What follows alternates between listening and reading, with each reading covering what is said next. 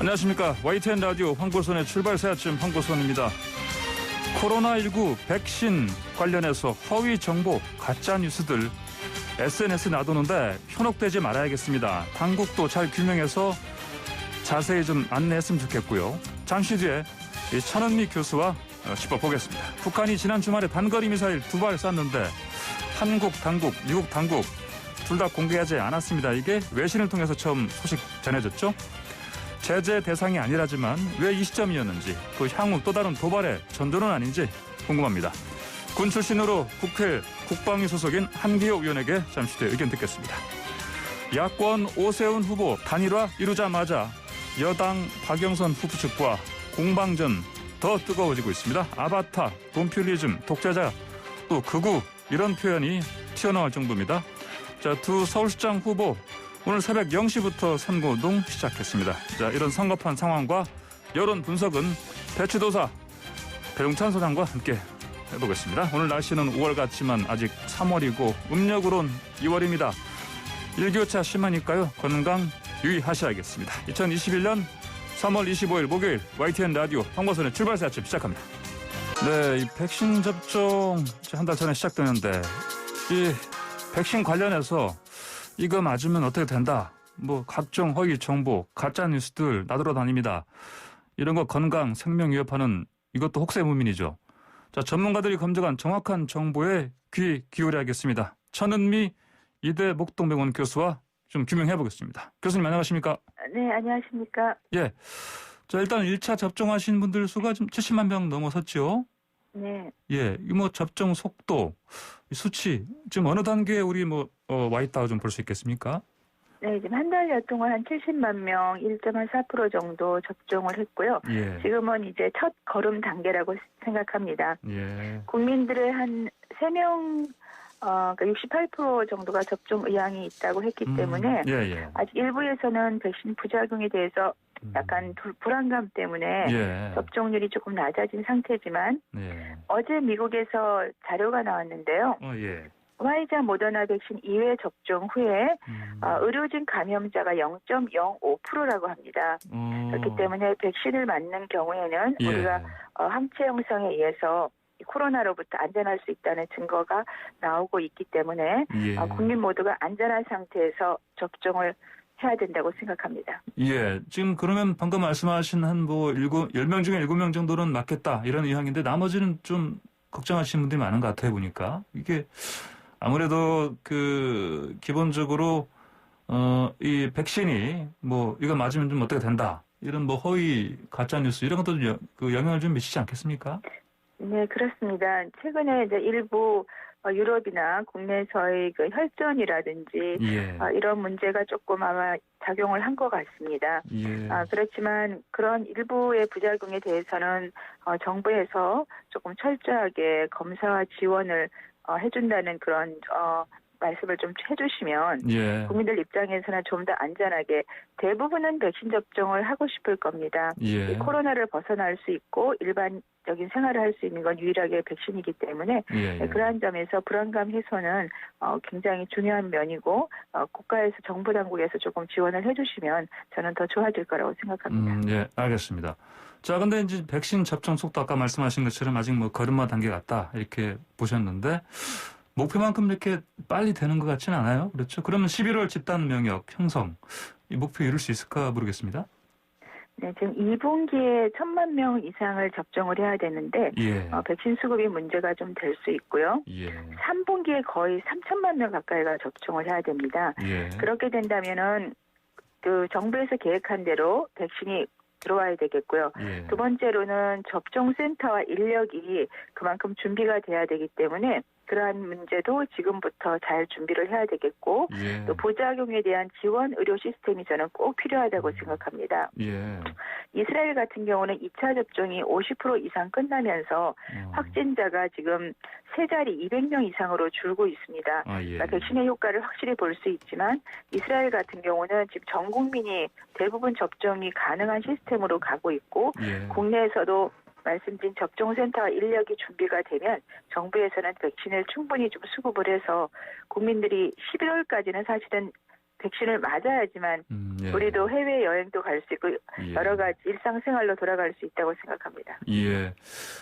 뭐 오늘도 접종하시는 분들 계실 텐데요. 뭐 접종 후 나타날 수 있는 뭐 이상 증상이라든지 뭐 부작용 이런 것 좀 설명 주시겠습니까? 네, 가장 흔한 부작용은 접종 부위의 통증이고요. 예. 일부에서는 1주, 2주 지속이 되는 경우도 있지만 대부분 좋아지시고요. 예. 아스트라제네카의 가장 흔한 부작용이 발열입니다. 예. 근육통, 또 관절이 많이 아프다고 하시고요. 예. 두통이 좀 다른 백신에 비해서 좀 오래 가고 심한 경우가 있습니다. 예. 그래서 이러한 부작용들이 보통 36시간에서 한 48시간 정도 유지가 되는데요. 예. 접종 후에 증상이 있는 경우는 아세토아미노펜 타이레놀을 좀 복용을 하시면 상당히 완화가 될 수 있지만 일부에서는 그 호흡곤란이라든지 어지러움이나 3일 이상 지속이 되는 심한 두통이나 몸에 출혈성 반점이 있는 경우에는 반드시 병원 진료를 받으셔야 됩니다. 예, 그렇군요. 자, 뭐 이런 분들은 꼭 맞아야 한다. 그렇지만 이런 분들은 좀 맞지 않는 게 낫다. 뭐 조언을 좀 해주신다면요. 네. 코로나19는 80% 이상이 가볍게 지나갈 수 있지만 사망률이 높은 65세 이상의 고령자라든지 당뇨나 고혈압, 만성 폐쇄성 폐질환, 암 등의 기저질환이 있는 경우에는 사망률이 매우 높습니다. 이런 분들은 몸 상태가 안정적일 때 꼭 접종하는 것이 필요하겠지만 지금 어떤 발열 증상이나 약물 치료 중인 환자분이라든지 발열이 있는 일반인들 또 과거에 백신 접종으로 아나필락시스와 유사한 증상을 겪으신 분들한테는 접종을 권하지 않겠습니다. 예.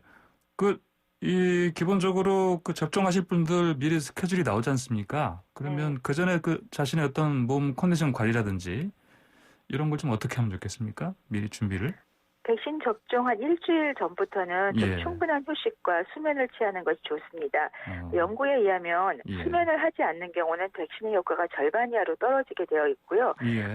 일반 독감이나 이런 간염 백신도 마찬가지입니다. 그래서 한 일주일 동안은 몸 관리를 잘 해주시는 것이 백신 접종 후에 부작용도 감소하고 효과도 올릴 수 있습니다. 그럼 술 많이 드시는 분들은 좀 술 좀 줄이고, 그리고 그러니까 특히 수면이 중요하다 이런 말씀하시는 겁니까? 네, 맞습니다. 네. 알겠습니다.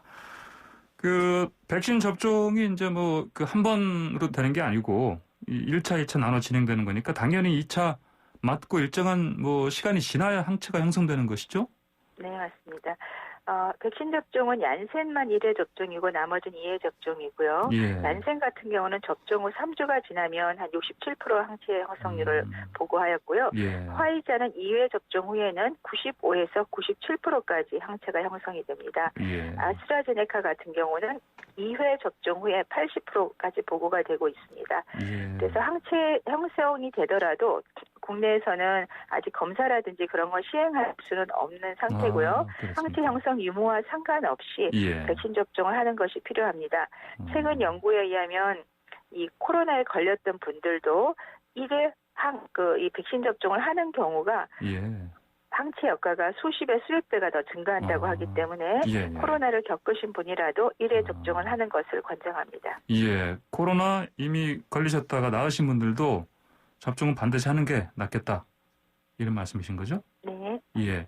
자, 방금 말씀하신 항체 형성 여부를 스스로 이렇게 파악할 수 있는 방법이 아직은 없다. 이렇게 봐야 되겠습니까, 그러면? 네, 병원에 아직 그항체 검사를 위한 그런 기구라든지 그런 키트가 준비되어 있지는 않고요. 정부 당국에서 앞으로 준비하실 것으로 생각합니다. 그렇습니까? 알겠습니다. 자, 화이자 백신 25만 명분 국내에 들어왔지 않습니까? 네. 이게 보관 장소가 국립중앙의료원이죠? 네네. 왜 이곳으로 가는 겁니까, 이건데? 먼저? 우선은 국립중앙의료원에서 보관을 하고요. 지자체별로 22개 의료접종센터로 이제 이송이 될 예정입니다. 이 화이자 백신은 초저온에서 우선 보관을 해야 되고 영하 20도에서 한 2주 정도 보관이 가능하기 때문에 그러한 조건을 충족을 해서 분배를 해야 될 것으로 생각합니다. 25만 명분이니까 이렇게 그냥 언뜻 들어도 많지가 않아요, 보니까. 앞으로 추가로 들어올 물량들은 어떻습니까? 네. 이번에 들어온 화이자 백신은 75세 이상의 분들에게 접종 예정이고요. 이번 주 24일 날 25만이 들었고 다음 주말에 25만, 그러니까 50만 명분이 들어옵니다. 2분기 내로 300만 명분이 추가가 되게 되면 75세 이상이 364만 정도가 대상자이기 때문에 아마 비슷하게 접종이 가능하리라 생각합니다. 그렇군요. 75세 이상 노인분들, 고령자분들 접종하는 데 필요한 물량, 화이자 물량이 충분히 들어올 것 같다. 이렇게 보면 되겠네요. 네. 예, 알겠습니다. 자, 아까 제가 처음에 말씀드린 이 백신 관련해서요. 막 자꾸 걱정 일으키고 공포까지 주장하는 가짜 뉴스들 많습니다. 그러니까 저도 기억나는 게 그 백신에 전자칩이 들어있다. 이런 얘기도 들리던데요. 이거, 어떻게, 뭐라고 됩니까, 이거? 백신에는 전자칩을 넣을 수 있는 그런 아직 기술은 개발이 안 됐고요. 여러 가지 조금, 그런 많은 설들이 있죠. 치매도 유발한다. 하지만 코로나에 걸리면 치매가 걸리지만, 백신으로 치매가 걸리지는 않고요. 또 무슨, 좀 안 좋은 세포를 썼다. 하지만 개발 단계에서 그런, 세포를 쓴 적은 없고요. 여러 가지 지금 SNS나 그런 데서 유포되는 것들은 절대 사실이 아니라는 사실을 좀 기억하시면 될 것 같습니다. 이거 차라리 그냥요, 이 모든 가짜 뉴스들 다 모아서 어디 특정한 어떤 정부 게시판이나 이런 데 좀 해서 이렇게 좀 국민들이 쉽게 이거 이거 허위다 아니다 좀 알 수 있게 좀 해주면 좋지 않겠습니까? 네, 그것도 좋을 것 같습니다. 예. 방금 그런데 코로나 걸리면 좀 치매 위험이 좀 있다 말씀하신 것 같아요? 네, 맞습니다. 코로나 바이러스가 혈관을 침투하기 때문에요. 뇌 혈관과 신경을 침범하는 것으로 되어 있고요. 장기적으로 코로나를 앓고 나면 치매가 올 수 있을 거라는 그런 연구가 있습니다. 그러면 정말 치매에 걸릴 가능성 줄이기 위해서라도 백신 꼭 맞아야겠습니다. 네, 맞습니다. 자, 이게 또 문재인 대통령이 백신 접종했는데 이게 이때 백신을 바꿔치기에는 어쩌면 또 이런 또 허위 정보까지 좀 놔둡니다 보니까 이게 가능한 얘기입니까, 근데? 보시기에? 네. 그 화면에서 이제 이 주사기를 준비하는 과정에서 간호사분이 그 파티션 뒤로 들어가서 나올 때 이제 그 뚜껑이 닫혀 있었던 거죠. 그러니까 대부분은 원래 이제 주사기에서 액을 추출하고 공기를 빼내면 바로 접종을 하기 때문에 그러한 점이 조금 오해를 산 것 같습니다. 원래 원칙적으로 이 백신이고 모든 주사기에서는 다시 뚜껑을 닫는 것은 의료진이 닫는 과정에 손상이 될 수 있기 때문에 실제적으로 권장이 되지는 않고요. 그리고 뚜껑을 닫더라도 한 손으로 바닥에 이 뚜껑을 내려놓고 끼우는 것을 하게 되어 있기 때문에 그러한 점에서 조금 일부에서 오해를 하신 것 같고요. 아마도 대통령 각하께서 접종을 하기 때문에 여러 가지 준비나 조심성에서 저는 뚜껑을 다시 끼운 것이 아닌가 생각을 합니다.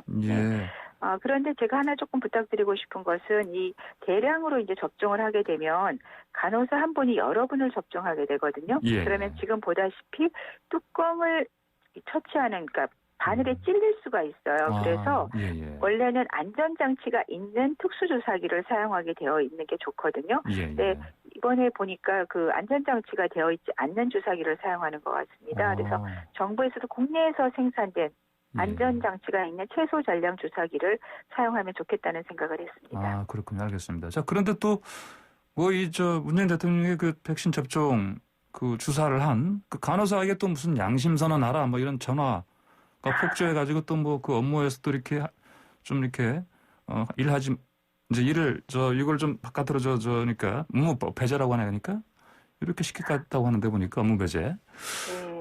협박 전화도 오고 있고 무슨 폭파하겠다는 것도 있고 이게 좀 너무 지나친 거 아닙니까? 네, 그런 점을 보면 참 안타깝습니다. 간호사분께서는 정말 열심히 일을 하셨은 거고 단지 그 이유만으로 지금 여러 그런 안 좋은 협박까지 받고 있다는 점에 대해서는 같은 의료인을 상당히 좀 마음이 힘들고 불편합니다. 대부분의 국민들은 그러지 않을 것으로 생각하는데요. 일부 그러한 일을 하는 국민들께서는 이번 기회에 좀 안 하시기를 정말 진심으로 부탁드리겠습니다. 이제 방역 당국에서는 이게 국민 불안감을 너무 키우니까 허위 게시글들 강력 대응하겠다 이렇게 지금 밝혔고요. 지금 경찰청에 수사도 의뢰했죠? 네네. 이 문제를 경찰청 수사까지 의뢰하게 된 사실이 상당히 좀 슬픈 거고요. 예, 예. 국민들께서는 이제 대통령께서 이렇게 백신의 불안감을 해소하기 위해 접종까지 하셨기 때문에 그러한 점을 믿고 대통령님의 격려라고 생각하시고 예. 경찰청의 수사도 앞으로 가능하면 안 됐으면 좋겠습니다. 예, 알겠습니다. 정 교수님 오늘 말씀 여기까지 듣겠습니다. 고맙습니다. 네, 감사합니다. 네, 지금까지 천은미 이대 목동병원 교수였습니다. 네, 황보선의 출발새 아침 1분 마치고 잠시 뒤 2부로 돌아가겠습니다. 황보선의 출발새 아침 2부 시작합니다. 북한이 지난 일요일 서해상으로 단거리 미사일 2발 발사했습니다. 우리 군 당국은 사실은 밝히지 않았죠. 이 상황 외신 보도로 알려진 거고요. 바이든 행정부 출범 이후에 이게 처음 미사일을 썼다고 하는데 발사 시점이 김여정 북한 부부장의 담화 닷새 뒤에 일어났고요. 자세한 얘기 나눠보겠습니다. 국회 국방위원회 소속 한기호 국민의힘 의원 전화로 연결됐습니다. 한 의원님 안녕하십니까? 안녕하십니까. 철원, 화천, 양구, 예. 순천, 을지역구의 한기호 의원입니다. 예. 제가 지금 한 의원님과 지금 전화 연결해서 이 상황 알아보려고 하는데 갑자기 속보가 하나 좀 들어왔습니다. 보니까. 예, 그렇습니다. 합동참모본부가 밝힌 건데, 그러니까 오늘 아침 7시 20분 정도로 지금 나오는 것 같은데 보니까 북한이 동해상으로 미상 발사체를 발사했다 이렇게 밝혔습니다. 보니까 로이터 통신, NHK 같은 외신들도 보니까요. 북한이 동해상으로 미사일 발사했는데 보니까 지금까지 추정해 보니까 지난 주말에 발사한 단거리 미사일 그런 종류가 아니고요. 탄도미사일이라고 지금 하나 해보니까. 예, 그렇습니다. 이것도 좀 이따 좀 더 자세히 좀 하는 거 좀 알아보겠습니다. 먼저 지난 일요일에 북한이 선고했지 않습니까? 이제 워싱턴 포스트 통해서 소식이 처음 들어왔는데 미사일 2발이고요. 순항 미사일이 맞죠, 이게? 지금까지 나온 걸 보면? 순항 미사일이라고 합니다. 아, 그렇군요. 근데 지금 언론에서도 그렇고 당국도 그렇고 도발이라는 표현을 잘 안 쓰네 보니까. 그 이유는 이제 도발이냐 아니냐 하는 게 유엔 안보 결의안에 해당되느냐 하는 건데 순항 미사일은 거기에는 해당이 안 돼요. 그렇기 때문에 이제 도발이라는 말을 안 쓴 거죠. 그러나 실제로 북한이 이것을 쏜 것은 의도된 도발과 협상용 도발 이 두 가지가 같이 포함됐다고 볼 수밖에 없어요. 의도된 도발, 협상용 도발. 설명 좀 해주시죠. 특히 또 뭐가 문제냐면 이거는 순항 미사일은 국제적으로 쓸 미사일이 아니고 대한민국을 향한 미사일이기 때문에 그리고 이런 방구 얘기 없이 쐈다는 것은 우리 조 바이든 행정부가 대북 정책을 앞으로 몇 주 후에 발표하겠다고 했고 이러한 상황에서 영향을 미치고 우리도 하고 있다. 너희들 마음대로 하지 마라. 이러한 뜻이 함께 포함됐다고 봐야죠. 그래서 이거를 단순하게 전술 미사일이고 순항 미사일이기 때문에 이거는 의도된 도발은 아니다. 하지만 이거 누구한테 쏠 겁니까? 우리를 대상으로 쏠 거기 때문에 이건 의도된 도발로 봐야 됩니다. 이건 또 먼저 큰 범죄의 도발로 보는 게 맞다 이런 말씀이신 거죠? 우리 입장에서는 그렇죠. 그렇군요. 국제적으로 유엔 결의안을 가지고 얘기하는 것은 그렇게 얘기할 수 있지만 이거는 우리 입장에서 봐서는 분명히 도발이라고 봐야죠. 알겠습니다. 한 의원님. 지금 방금 말씀드린 속보 조금 더 자세하게 좀 전해드리고 이야기 좀 이어가겠습니다. 일본 해안보안청이 오늘 오전 7시 9분쯤으로 나오네요. 7시 9분쯤 북한에서 탄도미사일이 우리 합참에서 제가 보고받기로는 6분이라고 얘기하네요. 7시 6분요? 7시 6분. 지금 NHK는 지금 7시 9분으로 얘기하고 있고요.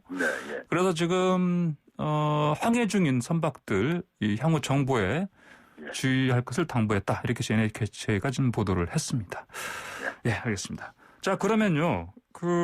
방금 말씀하신 것처럼 이것도 일종의 도발인데 우리 군은 이제 북한 움직임을 지켜봤다. 그런데 발표하지 않았다. 이렇게 지금 밝혔는데 왜 이렇게 한 겁니까? 이거는 이제 국방부 합참 여기서 알았냐 몰랐느냐 하는 면에서는 알았는 건 확실한 거고 발표하느냐 안 하느냐 문제인데 이걸 취사 선택을 지금까지 해온 거죠. 그러면 순항미사일을 과거에 2020년도에도 발사를 했고 금년도에도 발표는 하지 않았지만 요 전에도 한 번이 있었던 걸로 제가 알고 있습니다. 그래서 그러면, 선택적으로 국방부가 발표했는데 이번에는 발표를 하지 않은 걸 봐서 통상 이제 이런 것이 있으면은 청와대 안보실에도 보고하고 국방부에도 보고하는데 국민들에게 발표하고 하는 것은 일부 청와대 쪽의 통제를 받지 않나 싶은 생각이 들어요. 예. 이유는 예. 과거에 작년도에도 그 순항미사일을 발사했을 때 예. 4월 1일인가 발사했죠, 작년에. 4월 14일인데 14일 날 발표했으니까. 예. 총선 전에요. 쐈으니까. 예. 이거는 뭐 바로 선거 바로 전날이죠. 예. 이때는 상세하게 내용을 언론에 공개했습니다. 예. 그러니까 이것이 선택적으로 했다고 볼 수밖에 없는 거예요. 작년에는 했고 올해는 안 했고. 그래서 선택적으로 한 자체가 이것도 사실 우리 국민들 입장에서는 이런 식으로 해서는 안 된다라고 봐야죠. 그러면 선택적으로 발표하지 않은 거 이게 근데 또 미국 측과도 좀 이렇게 조율을 하지 않습니까? 미국은 근본적으로 순항 미사일에 대해서는 그 국제적인 면에서 도발이 아니라고 보기 때문에 미국은 발표하든지 말든지 하는 것은 하나의 자의적인 한국의 판단이라고 보는 거죠. 그래서 이 점을 가지고 미국하고 뭐 발표 자체를 합의를 했다 안 했다 이렇게 얘기하기는 어려워요. 예. 참 방금 전에 그 이번 지난 일요일에 발사된 거 말고요. 네. 그 전에 또 하나 있었다고 좀 말씀하셨지 않습니까? 예. 그거 저거 말씀하시는 거죠? 지금 언론에서 나온 기사 같은데 보니까 그 바이든 미 대통령 취임식 다음 날에 발사됐다. 이 얘기 하시는 겁니까 혹시? 대략적으로 그때쯤 돼요. 그래서 지금 공개적 정식으로 합참에서 발표를 안 했기 때문에 하지만 실제로 또 있었죠. 근데 이제 이런 것들을 전술 미사일을 발사하면서 실제로 쟤들은 어떤 반응이 있는가를 예의주시 그것 때문에 지금 하는 거거든요. 근데 우리 한국에서 별로 반응이 없다. 뭐 별로 대수롭지 않게 생각한다. 이게 오늘 탄도미사일을 발사하게 한 동기가 또 될 수도 있습니다. 예, 방금 제가 그 여쭤본 그 지난 그 바이든 대통령 취임 그 바로 직후에 발사된 거. 이것도 그러면 뭐 단거리 미사일이었습니까? 좀 들으시기로. 그 당시에도 단거리였습니다. 우리가 탄도미사일은 항상 발표를 했어요. 그런데 단거리 순항미사일은 발표하지 않은 경우가 꽤 여러 번 있습니다. 그러면 이제 이거 1월 그때 21일, 22일 이후 그때쯤에 쏜 것 같은데 그때도 발표를 안 했고 우리 당국이 단거리 미사일이었고요. 한의님께서 좀 확인하신 바로는 그리고 이번에도 안 한 거고 두 번째 그럼 이거 발표를 안 한 거네 보니까. 그렇죠. 작년에도 있었어요. 작년에도 있었고요. 그건 무슨 말씀입니까? 작년에도 쏜 것이 있었는데 그때도 발표 안 한 경우가 있었죠. 그렇습니까? 거기에 대해서 이제 한의님도 자신은 알고 계셨으면 문제 제기를 아니 근데 왜냐하면 이것을 사실 이제 선택적으로 한다는 데 대해서 이제 우리가 따져야 될 게 분명히 순항 미사일도 대한민국의 위협이고 우리에게 그 실질적으로 어떤 뭐 무엇을 요구한다든가 이러한 반응을 본다든가 이걸 하기 위해서 하는 건데 이제는 순항 미사일도 꼭 발표하라 하는 것을 국방부에 요구할 필요가 있는 거죠. 그럼 혹시 너희들 선택적으로 하지 마라. 이렇게 해야죠. 그럼 한의원님께서는 지금 국방위 소속이시니까 이거 방금 말씀하신 대로 계속해서 이제 순항미사일 발사하더라도 앞으로 다 밝혀라 이렇게 요구하실 밝혀야 됩니다. 왜냐하면 이것도 분명하게 대한민국의 위협이기 때문에 밝혀야죠. 알겠습니다. 자, 그런데 그 북한이 계속 잠잠한 것도 또 왜 그런지 궁금합니다. 오늘쯤은 이제 잠잠하지 않겠죠. 왜냐하면 한미 외교 국방 2+2 회담이 이제 조금 지난주에 있었고 이것이 있고 나서도 실제로 북한의 입장에서는 앞으로 또 미국이 대한반도 정책을 또 한다고 대북 정책을 한다고 하니까 여기에 대해서 북한의 반응이 어떻게 나올 것인가 이것에 대한 것을 보기 위해서 전술핵을 가지고는 미국이 이번에도 뭐 발표하는 거에 대해서 반응이 없었잖아요. 그러니까 이제 탄도미사일을 쐈다고 봐야죠. 탄도미사일 쏘고 반응이 이제는 달라지겠죠. 그러면 한희 의원님, 제가 하신 오프닝 때 이게 단거리 미사일 쏘고 나서 이게 또 다른 도발의 어떤 뭐 조짐 아니냐 이런 가능성도 봐야 된다 얘기를 했는데 실제로 오늘 또 탄도미사일을 쐈네요. 그렇습니다. 이건 한희 의원님께서 보시기에는 어느 정도 예측 가능했다 볼 수 있겠습니까? 강도를 지금까지 북한이 보여준 그 행태로 봐서는 강도 조절을 이제 하는 거죠. 슬슬 하나씩 올려가는 거지. 그래서 지금 한 발을 쐈지만 이게 한 발로 그치지는 않을 거라는 생각도 또 들어요. 예. 여기에 대한 반응이 어떤 식으로 나오냐에 따라서 이제 달라질 수도 있다는 거죠. 북한은 분명히 의도를 가지고 하거든요. 그냥 우리 군사적인 연습이다 이런 개념이 아니라 네네. 다 의도를 가지고 하는데 그 의도에는 두 가지죠. 대한민국하고 미국. 근데 지금은 이제 미국의 모든 포커스가 맞춰져 가지고 미국의 반응을 보는 거죠. 예. 방금 한 의원님께서 확인하신 바로는 7시 6분에 발사된 거고 동해상으로요. 예. 통상 단거리 미사일은 서해에서 발사가 되고 탄도미사일은 동해에서 발사하지 않습니까? 네. 그러면 오늘 이거 7시 6분에 발사된 거 말고요. 추가로 또 이전에도 보면은 또 시간을 두고 발사한 적도 있지 않습니까? 어떻게 될 것 같습니까? 과거에는 있었죠, 과거에. 예. 탄도미사일을요? 예. 예. 그리고 아까 말씀하신 대로 작년에도 단거리 미사일 그때 총선 전날에 발사가 됐고 또 바로 발표를 그렇죠. 했고요. 네. 예. 자, 이번에도 지금 근데 총선이 이제 2주 딱 남았습니다. 예. 이때 발사한 것도 사실은 좀 어떻게 해석을 좀 해야 되겠습니까?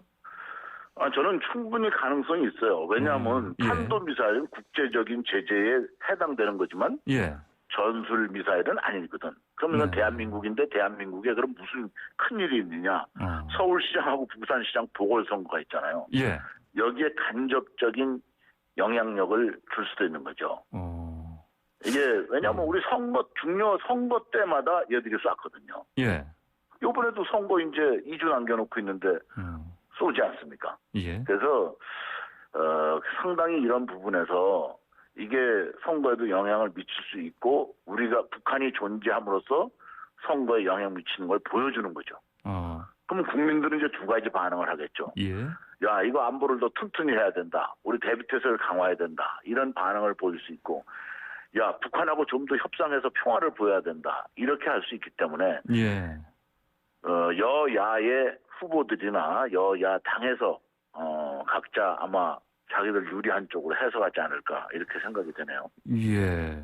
자, 그리고요. 이제 또 이 보궐선거를 앞두고 발사된 것도 있지만 또 미국을 향한 메시지 이건 또 어떻게 봐야 되겠습니까? 미국에 대해서는 실제로 이제 미국이 대북 정책을 정한다고 하니까 대북 정책을 정하는데 우리가 강력한 존재라는 것을 인정해라. 이게 포함된 거죠. 왜냐하면 너희들 마음대로 우리를 요리할 수 있다고 생각하면 안 된다. 이런 뜻을 분명히 담고 있다고 봐야 됩니다. 그래서 여기에도 이제 이런 얘기를 하잖아요. 김여정 부부장이 한 얘기가 지난 15일 담화문을 내면서 앞으로 4년간 편한 잠을 자고 싶은 것이 소원이라면 시작부터 멋없이 잠 설칠 일거리를 만들지 마라 이렇게 얘기했잖아요. 이 자체가 실제로 우리 한국과 미국의 외교 국방장관 회담을 하는데 여기다 대고 한 얘기거든요. 그러니까 이게 의도라고 봐야죠. 예, 그렇군요. 알겠습니다. 참 방금 전에 탄도미사일 쏜 거 있지 않습니까?